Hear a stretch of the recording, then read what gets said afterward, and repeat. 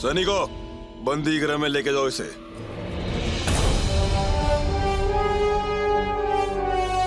एकांत,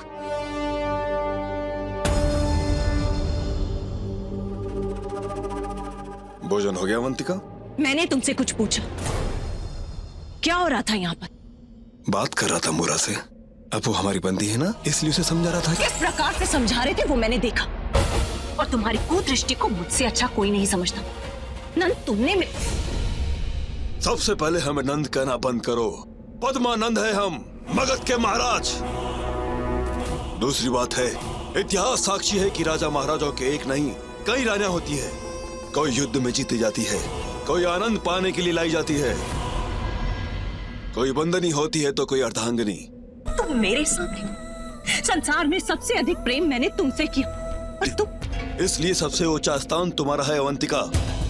महारानी हो तुम, सबसे बड़ा महल तुम्हारा है, सबसे महंगे आभूषण तुम पहनती हो, सबसे अधिक दासियां तुम्हारे पास है। और क्या चाहिए तुम्हें? जितना प्रेम मैं तुमसे करती हूँ उतने ही प्रेम की कामना की थी। घोड़े का एक ही स्थान पर रुकना और पुरुष का एक ही स्त्री के साथ रहना शोभा नहीं देता।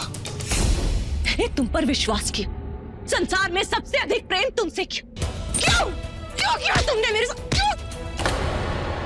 बस तुम्हारे मुख से प्रेम और विश्वास की बातें शोभा नहीं देती।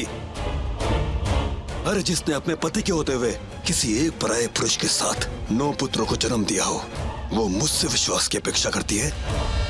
जो अपने प्रेमी के लिए अपने पति के प्राण ले सकती है, वो किसी को प्राणों से अधिक कैसे प्रेम कर सकती है? अवंतिका, तुम मेरी रानी हो तो केवल इसलिए क्योंकि वो 9 पुत्र मेरे हैं। परंतु मुझे इस बात का कोई विश्वास नहीं, जो तुम्हारी अगली संतान होगी वो मेरी होगी या नहीं। स्वर नीचे रखो। तुम मगध के महाराज से बात कर रही हो। मैं 100 रानियां रखूं या 1000, वो मेरी इच्छा है। फिर कभी मेरे सामने आवाज या उंगली उठाने का अपराध किया तो यदि मैं तुम्हारे उस पति को स्वर्ग भेज सकता हूं तो तुम्हें कारावास तो भेज ही सकता हूं, समझे?